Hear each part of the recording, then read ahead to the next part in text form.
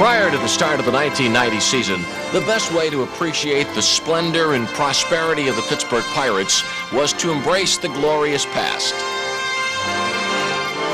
The 70s were a decade of domination. The BUCS won 6 division titles and were twice world champions. But the 80s were a far different story, with one unhappy ending after another. There were 4 last-place finishes, including 3 in a row. Sure, there were celebrations in Pittsburgh, but mostly by other teams from other cities. Gray skies began to clear up for the BUCS in '88, with promising new players leading the team to a second-place finish. The drought seemed over. Broken bat right back to Gott. He'll go to first, and the Pirates win again.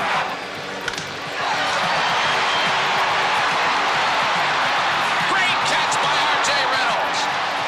And the beat goes on. Do you believe it? Woo! But second place in '88 was followed by 5th place in '89. Injury set the team limping once again in a losing direction. The high-flying optimism generated the year before was stuck in a holding pattern, which meant that at the start of the new decade, the Pirates were at the crossroads. Would the 1990 Pirates be contenders or pretenders? Remember the close ones, and there were a few. You never gave up trying, wanting to come through. Well, this is your moment. You've learned how to fly. We'll remember that long road once more, then kiss it goodbye. You gotta believe it's your turn. You gotta believe it's true. In Pittsburgh we believe the Pirates will come through. You gotta believe it's your turn. You gotta believe it's true. You know that we believe 'cause we believe in you.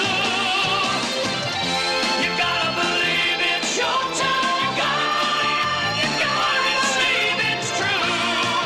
That we believe. The Pirates defeat the St. Louis Cardinals, and there was no doubt about it. The story of the 1990 Pittsburgh Pirates. Opening day was played at New York's Shea Stadium, where the Pirates had found it tough to win. The powerful Mets were overwhelming favorites to win the division. But fittingly, the Pirates burst their bubble right away. Doug Drabek was impressive as the BUCS opening day pitcher, and he proved just as effective with a bat. Base hit into left field. Bonds and LeValliere score. Lean goes to third, and the Pirates lead 2-1. The numbers were revealing in the 12-3 rout.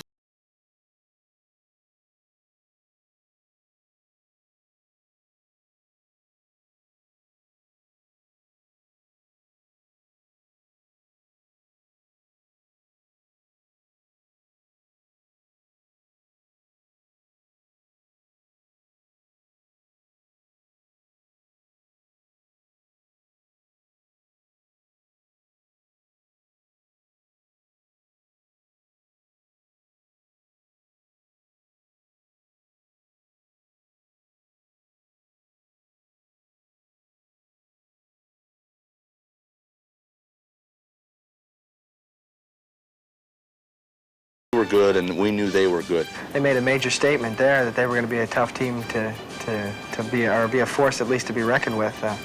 In '88, they were a great team, I thought, and we just kind of pulled away late in the year. In '89, they had some injuries. In '90, early in the year, they made it known early that they were going to be there. After a brief homestand, the Pirates set sail on their first major road trip of the season. 13 games, culminating on the West Coast.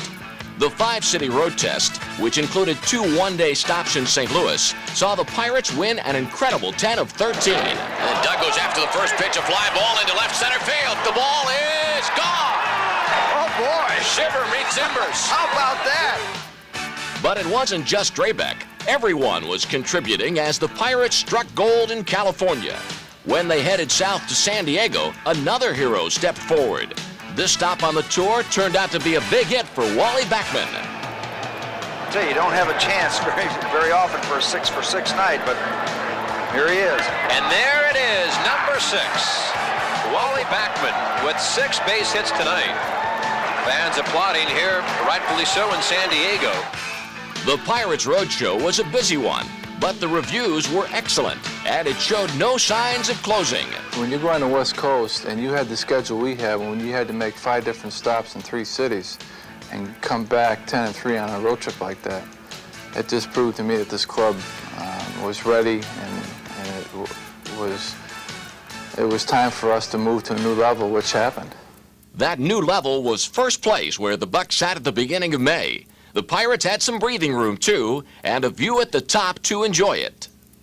While the road had been good, there's no place like home, where the Bucs won 8 of their next 9. Neil Heaton was as responsible as any for the Pirates' fast start. Thanks to a new pitch, he won his first 6 decisions of 90, giving him a personal 11-game win streak. The innovative pitch has a funky grip and an even funkier name. Well, I call it the screw knuckle change because, number one, I turn it over like a screwball. I hold it like a knuckle curveball, and it's an off-speed pitch, which I call, it's change-up, so I call it the screw knuckle change. Neil has always been looking for an off-speed pitch, and he came up with a semi-fork ball. He has shorter fingers, and he twists the ball as he throws it. And what it does is put the same kind of spin as a sinker on the ball, and yet the ball comes out 15 mile an hour slower than his fastball. And it's a pitch that he's able to get over the plate, and for the first time in his life, he's able to deceive someone as well as overpower him. Heaton's new pitch was extremely tough for the opposition to hit, but it was even tougher for his teammates to explain. So screw, and knuckle, and a change. And the only thing it does is make the hitter miss the ball. It's pretty nasty. It seems to do everything the pitch describes, the screw knuckle change. It has a little bit of that and a little bit of a knuckle to it. And takes a pitch at you on the way there, and it's got a little bit of everything. It's very confusing. Sometimes it knuckles and it doesn't change. Sometimes it changes and it doesn't. I guess I can't say that. One thing that's easy to say, Neil Heaton was a breath of fresh air for the Pirates in 1990. Something eerie was in the air in Pittsburgh on a rainy May 28th as the Pirates hosted the Dodgers. In the 5th inning, Hubie Brooks was hit by a bob walk pitch and the temperature started rising. The next inning, Tim Belcher retaliated, hitting Don Slaught. The pot of water seemed ready to boil over as both dugouts emptied. Bobby Bonilla was especially angered over which one of his teammates had been mistreated. RJ and Bobby Bonilla very upset, particularly Bonilla. Bonilla restrained by Gene Lamont. I knew that Don had been hit early in his career in his face, so it sort of woke me up a little bit. The umpires, Jim Leyland and Tommy Lasorda, all conferring, and it's Leyland who is livid. Well, those things happen in baseball, and they can get ugly, and you don't want that to happen, but you have to make sure that you stand your ground. You can't be bullied. Later in the game, Randy Kramer threw inside to Belcher and was immediately ejected. The game was stopped again, and as the tension grew, so did the need for restraint. Jim Leyland was ejected, but was obviously and understandably displeased. When play resumed, Belcher plucked off whichever Pirate feathers weren't already ruffled. He dominated the Bucs with a one-hitter through 8. This was only strike 2 on Bonilla, which Bobby eventually realized. It provided only a momentary distraction, though, because Bonilla didn't last much longer. The Pirates trailed 5-1 with 3 outs to go. The 1990 Pirates were many things, and quitters weren't one of them. Pat Perry was brought in to mop up in the ninth, but the Pirates regrouped and pulled themselves off the floor. Backman ignited the rally, and Jay Bell kept it going. Backman around second on his way to third, and Bell goes into second. The Bucs have 2 men on, runners in scoring position, nobody out. Before you could bat an eye, the Bucs had the tying run on deck. A wild pitch by Perry brought Backman home, and the lead was reduced to 5-2. After a walk to Van Slyke, Bonilla ripped the ball to short. When Mike Sharperson's throw sailed wide, Bell scored the Pirates' 3rd run. Bonilla was held at first, but the Bucs now trailed by just 2 with 1 out. 1 out later, Sid Bream came through. Bobby will stop. No, he's going to go to third. They were going to give Bobby third. He takes it as center fielder Gonzalez nonchalantly made the play. Jay Howell came in to pitch and walked Slyke. The Bucks trailed 5-3 with the bases loaded, 2 outs, and Jose leaned at bat. 2 runs in here in the bottom of the ninth. The Bucks need 2 more at least. 3-2 pitch, runners going. And a ground ball, base hit into right field. Bonilla scores. Here comes Reedus. The throw to the plate is offline. The Pirates tie the game. The ball rolls away. Here comes Doug Slot. The throw to the plate. He is safe. The Buccos win.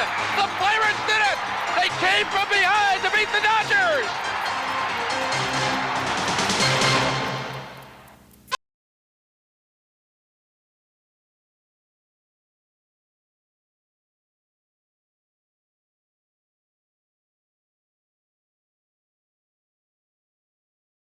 And Slyke, and for all the rest of my teammates, and using the talent to the most of your ability, regardless of what the results are.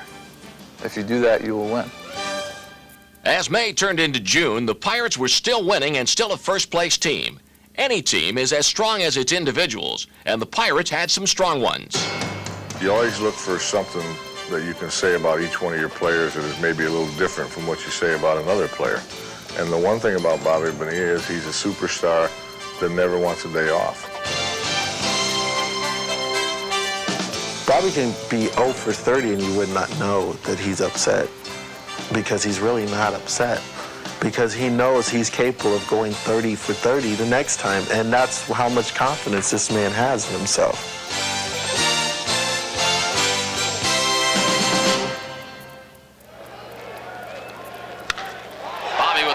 To right field. Brunansky going back. The ball is well hit. Go ball. Get out of here. It is gone. The 1-0. Swung on. Line drive to left field. Leach going back at the track. Going. It is gone. Bobby Bonilla. A home run to left. Bobby swings a drive to right field. There's no doubt about it. It's gone. There's no doubt about the phenomenal season that Bobby Bonilla had in 1990. He hit 32 homers with 120 RBIs, both career highs. Not only do the fans love and admire him, his teammates do too. That's because Bonilla is much more than a great player. He's also a remarkable person whose prosperity is more meaningful when you consider the route he's taken to the major leagues.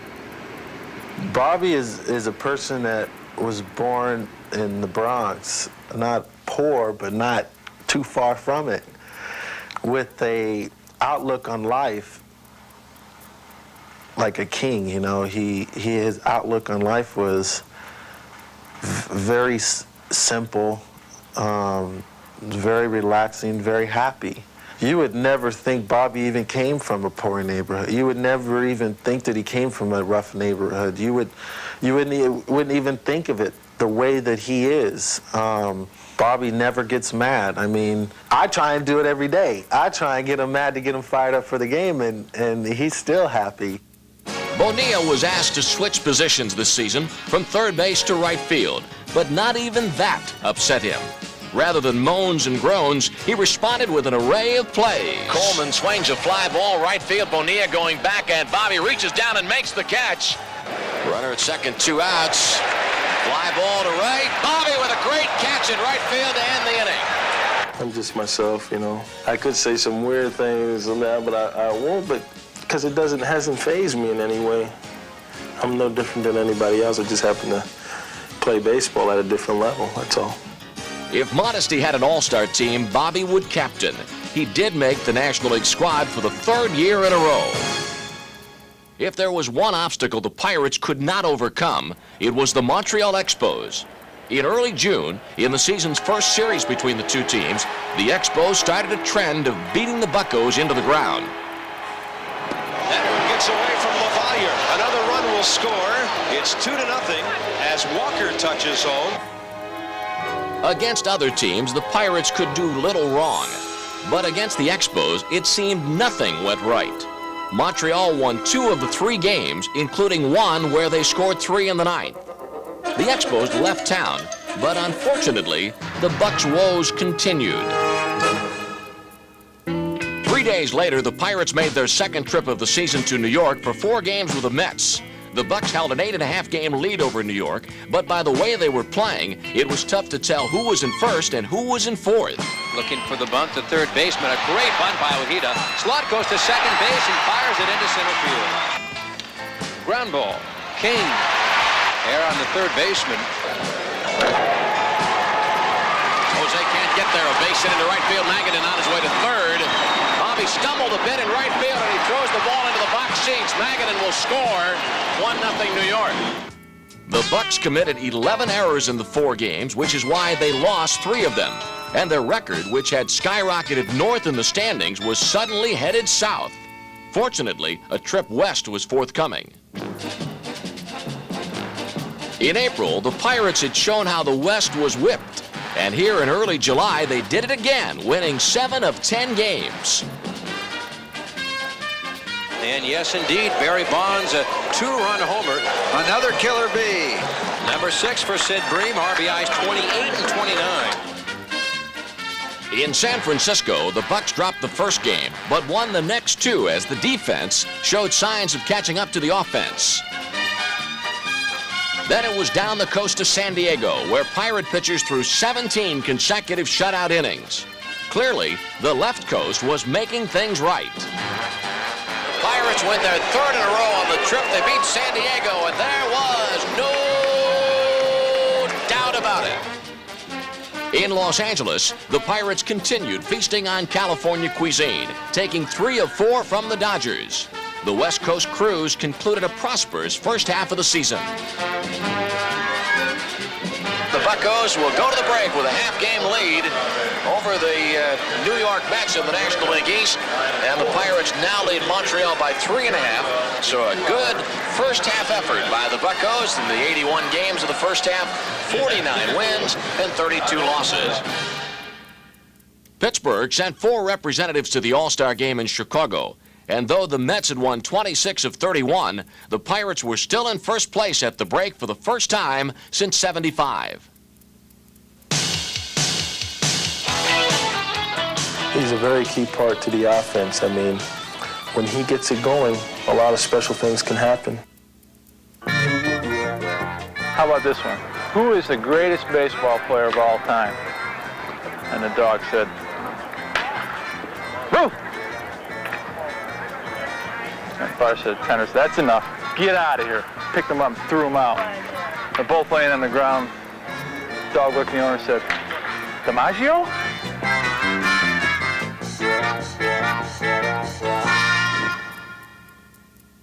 Andy Van Slyke may not be another Joe DiMaggio, but his play is nothing to laugh at. The Pirates' Gold Glove center fielder spent another year on the skids, which for him means an outstanding season. Offensively, his bat made lots of noise. Base hit. Backman scores the tie of the game. Here comes Jay Bell. He will score. The Buccos lead 2-1. Andy Van Slyke with a 2-run triple. A common ingredient among winning teams is a steadying clubhouse leader, and despite being more than somewhat off balance at times, Van Slyke is just that. He always finds something to poke fun at, often himself, and he's an excellent communicator, to which his teammates will testify. You can imagine that over the course of a season, certain pressures build up, which is why the Bucks are fortunate to have Van Slyke as their designated reliever, ready to come in and cool things off whenever he's needed. Which isn't always, but it's all part of Van Slyke's basic philosophy, that the game of baseball is just that. This game has been built for one purpose, and that's for a bunch of grown men to get together and act like a bunch of little kids. There is nothing worse than sitting on the bench with a regular who is used to being out there and involved in every play and having one of those days when he is not playing. They're like little kids. Andy may be the Pirates' biggest little kid, and he's loved for it. And hopefully, the older he gets, the younger he'll stay. While the Pirates and Expos appeared amiable enough off the field, on the field was another matter. Montreal continued to give the Bucks enormous headaches. repeatedly preventing them from stretching their first-place lead. And that's it. The Expos have just swept the first-place Bucks in this 3-game series. The Pirates dropped 4 of their first 6 games with the Expos, a bad showing which in 1990 would never get much better. It's hard to explain why, but games against the Expos usually left the Bucks in uncomfortable situations. The bizarre game on the night of July 25th best illustrates the trouble the Pirates had with Montreal all season. The Expos were the first to let the game slip away as the Bucks rallied from a 3-2 deficit in the top of the ninth. After a Jose Lean single tied the game, Jay Bell batted with 2 out and 2 on. And a line drive, base hit. The Buccos take the lead 4-3. Jay Bell comes through on an 0-2 pitch and singles to left field. But the Expos bounced back in the bottom of the ninth. Junior Noboa batted with no outs and a man on. A camper, that's trouble in left center field. Grissom is going to score. This game is tied 4-4. The game headed to extra innings, where the Bucks wasted no time putting together a rally. In the 10th, Lean batted with runners at first and third and 1 out. Base hit into right field. Jeff King scores, and the Pirates are back in front 5-4. Jose Lean. He came through in the 9th, and he does it again here in the 10th inning. The Pirates added 2 more runs for a comfortable 7-4 lead, and Jim Leyland called upon his 6th pitcher of the day, Stan Bonilla, to preserve it. After giving up a run, Bonilla faced Marquise Grissom with 2 men on. The runners are not going. The 3-2 pitch and a fly ball to deep left center field, and Montreal has won it. Marquise Grissom, it's a 3-run homer off Stan Bonilla. The Expos score 4 in the bottom of the 10th inning to win it 8-7. The Expos were dominating the season series, but Pirates general manager Larry Doty was able to get something good out of them, Zane Smith. Earlier in the season, Smith had beaten Doug Drabek, knocking the Bucks out of first place for the first time in nearly a month. In August, though, Smith didn't beat the Pirates. He joined them and brought Zane Mania to Three Rivers. He embraced his new team by winning his first 4 decisions. Zane Smith all the way. Well, they acquired Zane Smith in hopes of getting performances like this. Ground ball. Jay Bell to Lane on the post. Got him there, and the Bucks win it. Zane Smith gets his 4th complete game. Acquiring Smith was one of several moves Doty engineered down the stretch. Some thought that giving up 3 young players was too high a price. The Pirates didn't see it that way. We knew that we gave up a lot, but I think people tried to make it look like we didn't know what we were doing. We knew exactly what we were doing. We were giving up a lot for what we felt we were going to get back in return, and that was a solid left-handed pitcher, and we felt that it was important for us to take our shot at it. So Zane Smith came in and really solidified our pitching staff, especially during the time when the Walks and the Heatons and the Smileys were struggling a little bit. Smith went 6-2 for the Bucks with a 1.30 ERA. Impressive numbers for a staff unusually large in number itself. A league record 19 different pitchers won games for the Pirates this season. Some were recognizable names like Bill Landrum and Neil Heaton. Everyone's familiar with Bob Walk, but what about Mark Ross, who did what few Pirate pitchers were able to do, beat the Expos? If you remember him, then you must also remember Mark Huseman, who beat the Cardinals. But can you name all 19 winning pitchers? Can anybody? It isn't easy. Well, I wasn't one of them. Man, that's a hard question. Okay, come on, think. All right, let's go. Kipper. A kid, Scott Ruskin, who we traded to Montreal. Terrell. Let's see. Mike Rossler won a big game for us. You know, York really won a big game in Cincinnati for us. Jay Tibbs.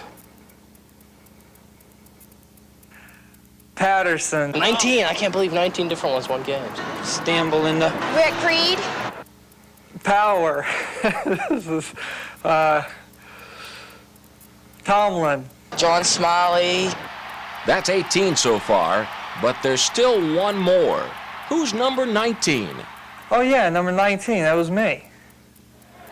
Not only did his pitching become better, but all parts of the game became better. And when you add that to such a quality guy and a quality person, it's really fun to watch.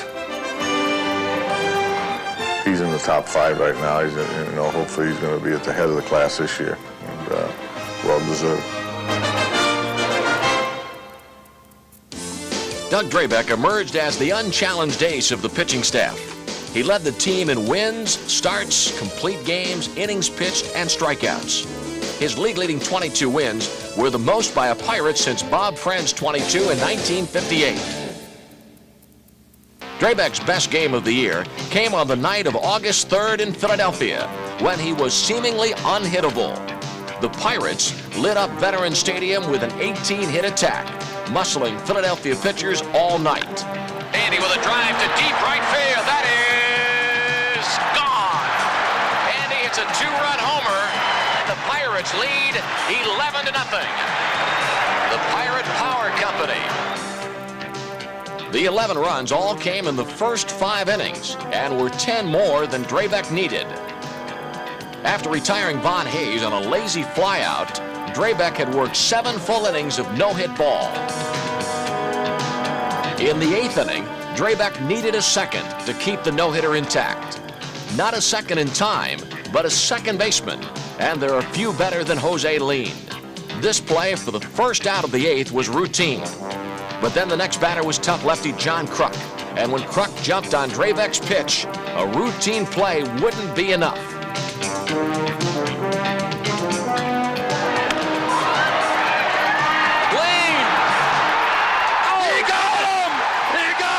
When he hit it, I just kind of figured that's a base hit. No one's going to catch that. And then I looked at the corner of my eye, and there was Chico stretched out on the ground, catching it, coming up and throwing him out. And I said to myself, I said, something good's got to come out of that. I figured, with a play like that, and we're this close to this situation, I said, that's got to be a good sign for something. With only 3 outs to go, Superstition found a seat in the Pirate dugout. Rick Reed was sitting next to him. He wouldn't really look at him. He was looking out of the corner of his eyes, and everybody knows what's going on. I was starting to talk to some people just to get it out of my mind, and no one would talk to me. I kind of felt alone in there. In the 9th, Drabek made a bid for history, trying to throw the first Pirate no-hitter since John Candelaria's in 1976. Ricky Jordan was the second out. Got him! I thought he was going to get it, and then, for selfish reasons, too, you think about, well, this would be my first no-hitter as a manager, in the big leagues. And, you're trying to figure a way where you did something to contribute, and you know damn well you didn't do anything. But it was a great night, and, you got 3-2 count, and you got a fastball. It was actually a ball, and Capizano got a base hit. And there goes the no-hitter. Mercy. Sure, there's a little bit of disappointment in there when you come that close, but you also have to realize that the main thing is winning, the team winning. And, I was very happy for that, very happy to see some of the plays the guys made for me in the outfield and infield. So a little bit of disappointment, but I think the main thing was I was happy because we won the game. When the figures were in at the end of the season, Drabek was the clear choice for the National League Cy Young Award, joining Vernon Law as the only Pirates ever to win the award. Drabek's hard work has paid off abundantly. Although he had averaged about 13 wins a season since arriving from the Yankees, he was still known as a second-half pitcher, but not anymore. He's a very repetitious type guy. He stays after it. He works real hard. He works real hard between starts. As the season goes on, he gets better. I think as his career goes on, he'll get better. It may be tough just imagining a better year than this one, which was unmistakably one of the best ever by a Pirate pitcher. 12 of Drabek's career-high 22 wins came after a Pirate loss. He also put together 2 6-game winning streaks. And he became the first National League pitcher in 13 years to win successive Pitcher of the Month honors. At 28 years old, Doug will have plenty of celebrating to do in the Pirates' future. In the present, though, the Pirates had reason for concern. Going into the last day of August, they led the Mets by just a game and a half. The final 5 weeks of the season would come down to a tale of 2 cities. On August 31st in New York, former Pirate Don Robinson was helping out his old club by shutting down the Mets. With a 3-1 lead, Robinson struck out Darryl Boston for the second out of the ninth. The Mets were in danger of falling further out of first place. At the same time, more than halfway across the country in the Astrodome, the Pirates led Houston 2-0 in the ninth and were on the verge of picking up a full game on the Mets.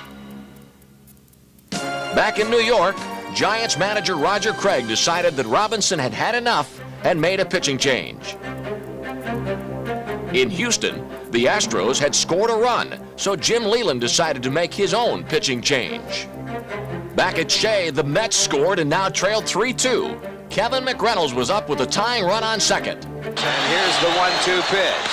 Up the middle, a base hit, and the Mets will tie up the ball game. Strawberry on his way to third, the throw into second, and the Mets have tied it with 2 runs here in the ninth inning. The next batter was Howard Johnson, who made things much worse. And the pitch is hit down in the right field corner. It might drop in. It does, and the Mets win the ball game. The Mets with 3 runs in the ninth inning. And they win it by a score of 4-3. The come-from-behind bug was contagious in Houston. The Pirates were on the verge of blowing their ninth inning lead.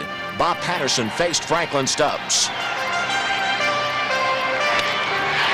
Line drive to right. Bonilla comes on, and this will tie the game at 2. The Astros had scored 2 runs on 3 consecutive hits and now had the winning run at first. That's a base hit, and the winning run down at second base with 2 outs. 4 straight hits. Here comes Leyland with Wilson to pinch hit. He wants Landrum.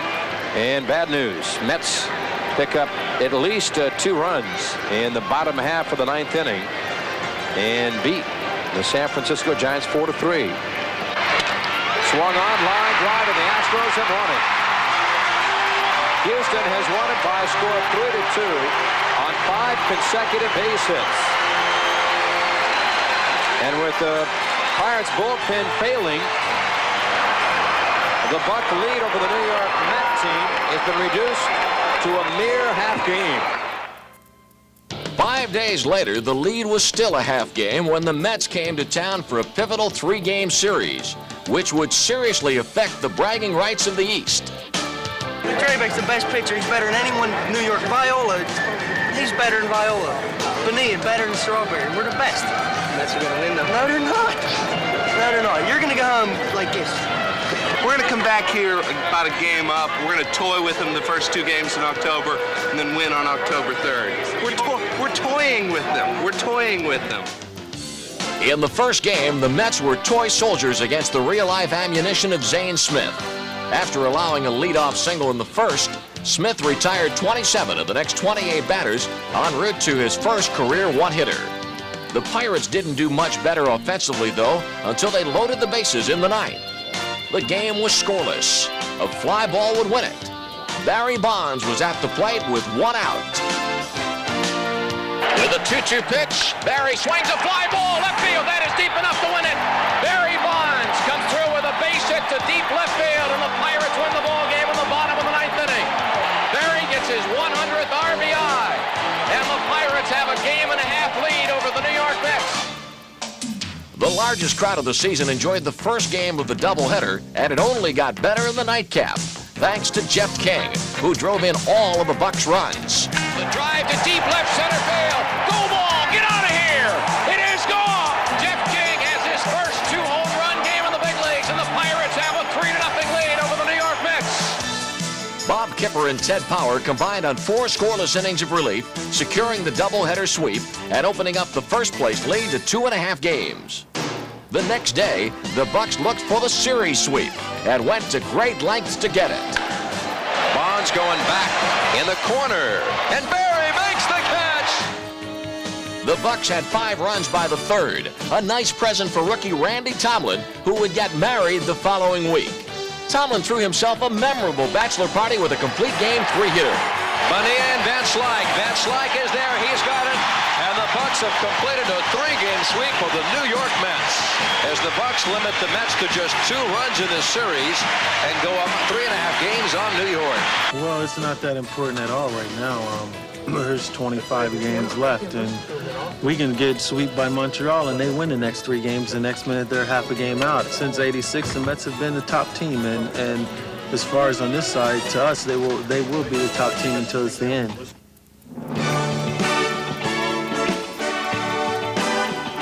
Jim has brought the confidence that we needed as a club to the club.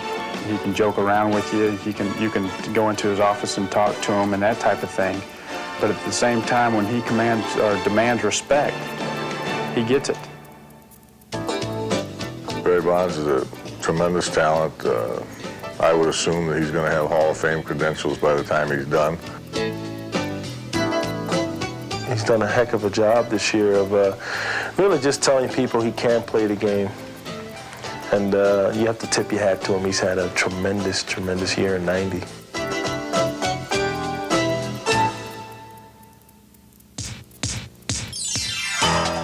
Barry Bonds is a marvelously versatile performer. He methodically victimizes pitchers, often resulting in RBIs, one of his many valiant practices. He is a master of velocity and power, which helped him dash his way into the record books as just the 2nd player ever to hit 30 homers and steal 50 bases in the same season. It made Bonds proud, but not satisfied. It was something that 2 players in the game has ever done, and I was one of them. And I know that I did the 30-50, but I know that I don't feel complete. There's something else that I have to do in this game before I leave. That's how I felt at that time. There's more to this than just a 30-50 in my career. Bonds joined superstar Eric Davis in the exclusive 30-50 club. Like Davis, Barry does it all. Any given night, he can beat you 5 ways. Hitting with power, throwing, stealing the base. That's 4, and I'll think of the 5th one later. The 5th one is fielding, Andy. You know that, because Barry credits you and his other teammates for helping him this year. They have made me what I am today. I'm going to take half the credit because I had to hit and had to run to do it, but I couldn't have done it without them out there. It sounds so easy. Barry's doing this and Barry's doing that, and he's having this great year. Barry wouldn't have this great year without Wally and Andy and Jay Bell and Bobby Bonilla. It just wouldn't happen. Barry Bonds, a most valuable player. On September 12th, the Pirates returned to New York for a crucial 2-game showdown with the Mets. The Pirates would try to stretch their 3.5-game lead. The Mets, of course, had other ideas. Jim Leyland was his usual calm self before the first game, while his counterpart, Bud Harrelson, was looking for some way to ignite the Mets. Harrelson's strategy apparently worked because the Mets lit up John Smiley in the first inning. The big blow came from Dave Magadan. A base hit into right center. That will score Jeffries. Van Slyke and Bonilla bump into each other. Miller will score. The Mets have a 2-0 lead. But Smiley settled down and pitched his best game since missing 6 weeks with a hand injury. For the Mets, David Cone pitched a brilliant game, allowing just 3 hits, and at one point retiring 13 in a row. But in the 9th, trailing by 1, Sid Bream almost got to him. Deep right field.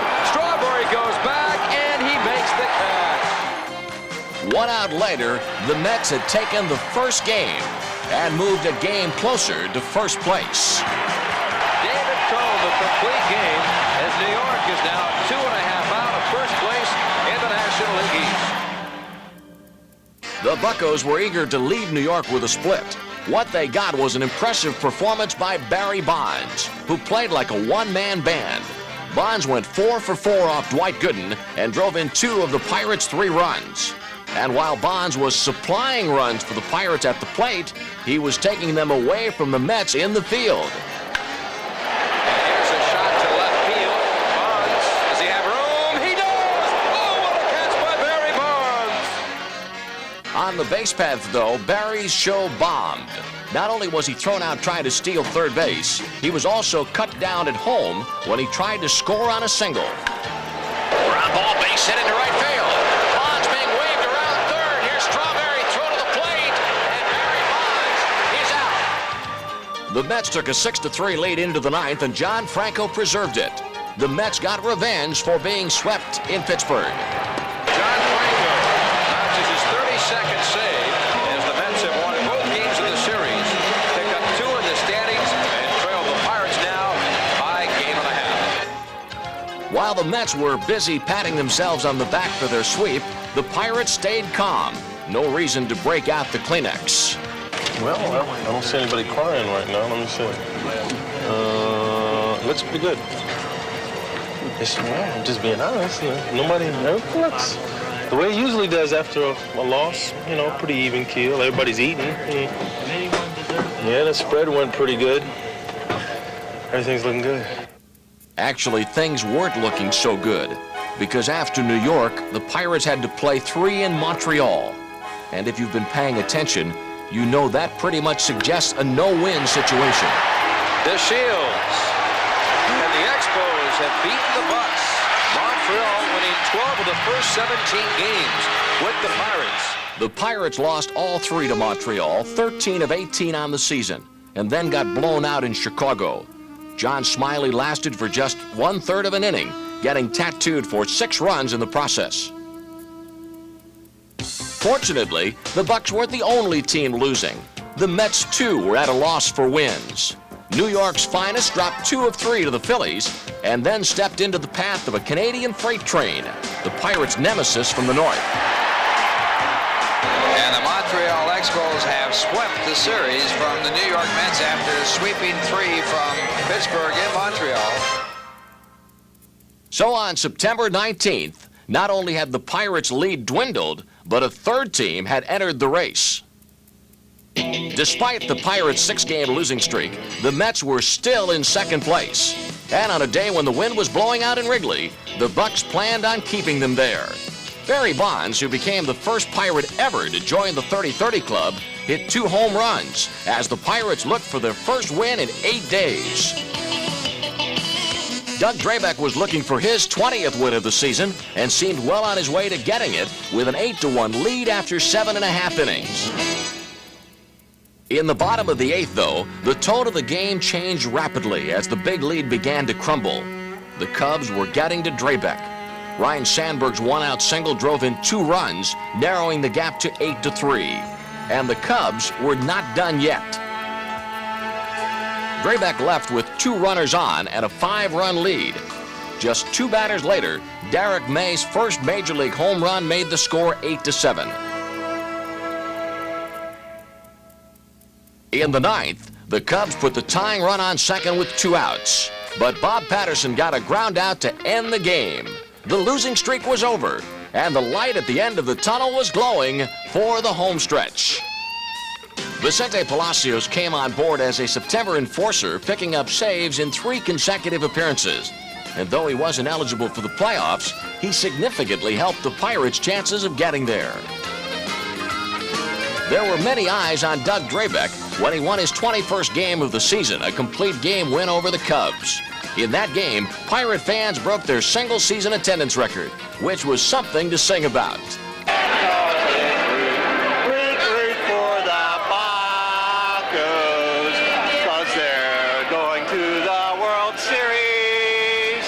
Wishful thinking? Maybe. Out of tune? Definitely. Out of line? No way. Zane Smith helped sweep the Cubs, eliminating the Expos from the race. And as the Pirates came into St. Louis, it didn't matter what the Mets were doing because the BUCS kept on winning. Jay Bell chipped in, not with a bunt, but a home run, helping the Pirates to their 5th straight win. The next day, Bob walked through his first shutout since '88, which coupled with the Mets' loss, clinched a tie for the division title. The magic number was finally down to 1. With a chance to win the BUCS' first title in exactly 11 years to the day, the Pirates put their best man forward. Doug Drabek responded by throwing a masterpiece. Through 5 innings, the Cardinals squeaked out only 3 hits. And in the 6th, he retired the side on just 3 pitches. Unfortunately, the Pirates were having as much trouble with Cardinals lefty Joe McGrain, who retired the first 11 batters in order and allowed just 1 hit through 6.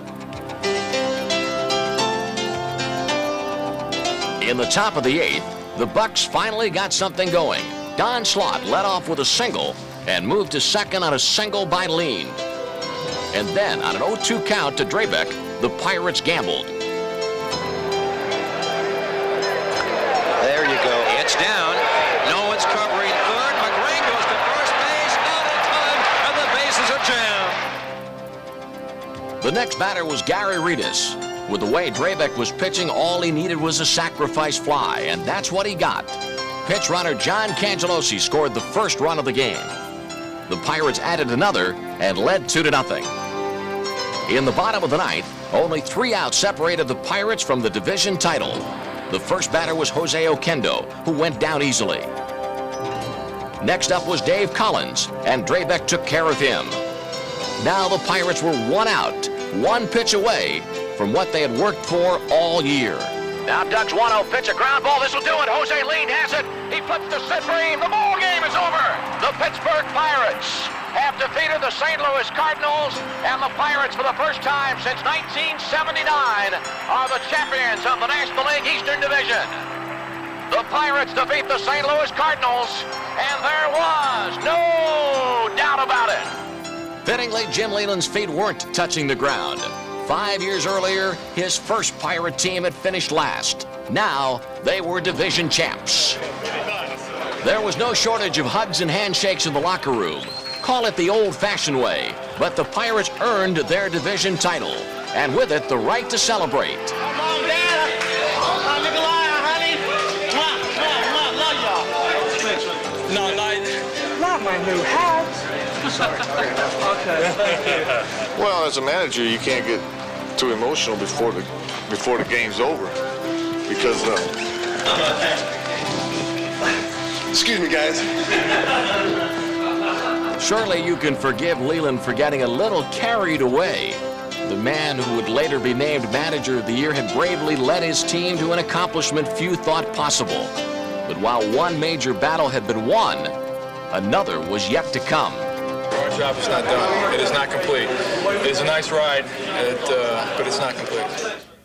The regular season's final 3 games against the Mets were presumed to be vital, but now there were more important things to do.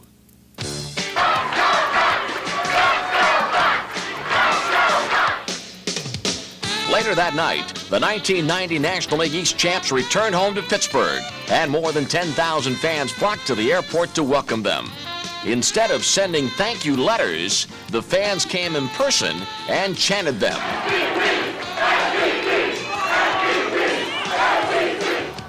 More wishful thinking by thankful fans. The Pirates had much less of a reception at the next airport in which they landed. That's because it was in Cincinnati, home of the National League West champion Reds, who would host the first 2 games of the best-of-7 playoffs. The last time Pittsburgh made the playoffs, they began in this very building. 11 years later, they were back. In the first inning of the first game, the winds of misfortune seemed to be blowing against the BUCS. And a base hit. Reagan ball, base hit. Bonilla boots the ball. Here comes the second run. Reagan ball, base hit. That makes it 3-0. A double for O'Neill with 1 out, and the Reds are rocking. Before the Pirates had a chance to look up, they were down 3-0, but the Buccos didn't die. In the third, Jose Lean tripled, and when Paul O'Neill tripped, Mike LaValliere came around and scored. The Bucs were still down by 2, but they were climbing back into the game. The Reds still had the lead and high hopes, but both were dashed by one swing of Sid Bream's bat.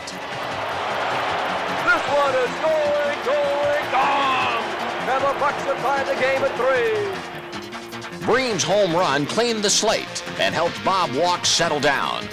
Walk proceeded to erase batter after batter, holding the Reds scoreless from the second inning on. In the 7th, the Pirates got a little lucky. Andy Van Slyke's fly ball was misplayed into a ground rule double by Eric Davis. Gary Reedus scored, and the Pirates took a 4-3 lead. Ted Power recorded the last 2 outs of the ninth, and Game 1 belonged to the BUCS. A win in Game 2 would have given the Pirates a commanding lead, but it didn't happen.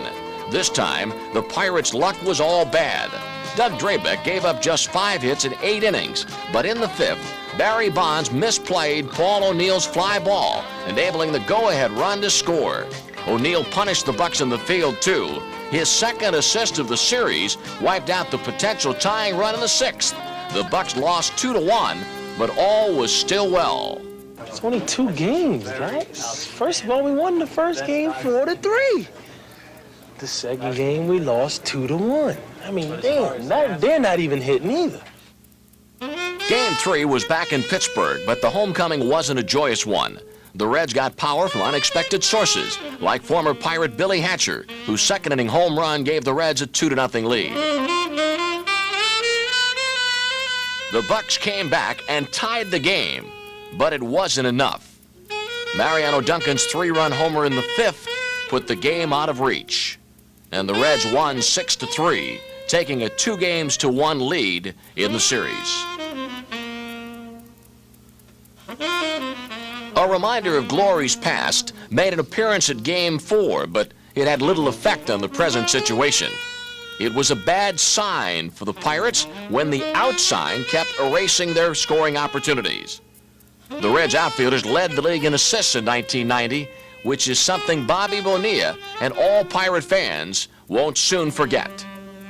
Bonilla nearly tied the game with a home run in the 8th, but instead, he was gunned down at 3rd. Bonilla around second, he's got to hurry. Here's the throw to 3rd, Bobby's down, and he's out. The Reds won 5-3, taking a 3-1 lead in the series. Game 5.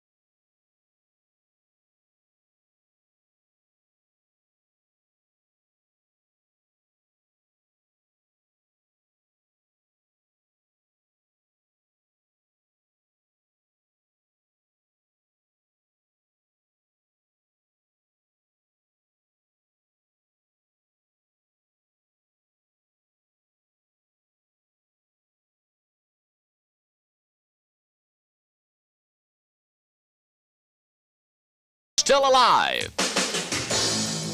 There was no masking the importance of Game 6 in Cincinnati.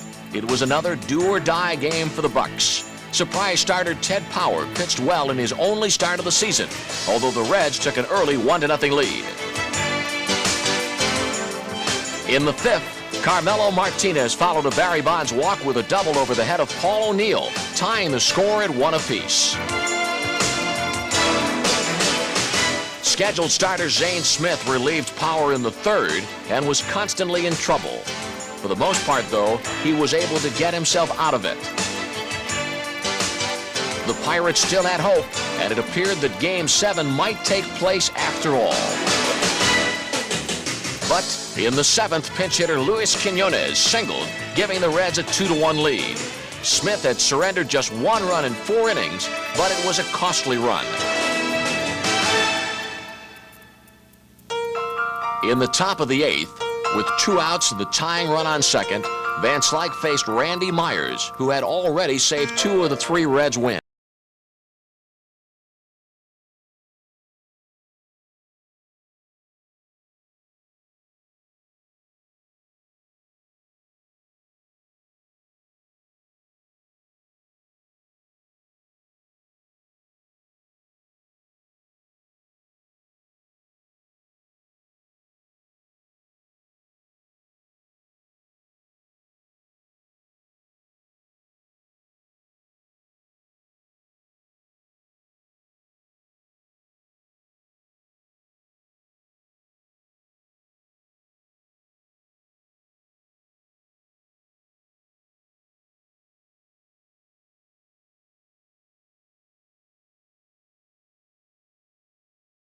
We go to the World Series, most definitely, but sometimes, you know, the chips don't always fall where they should, and Cincinnati deserved everything they got. I mean, they really played good baseball.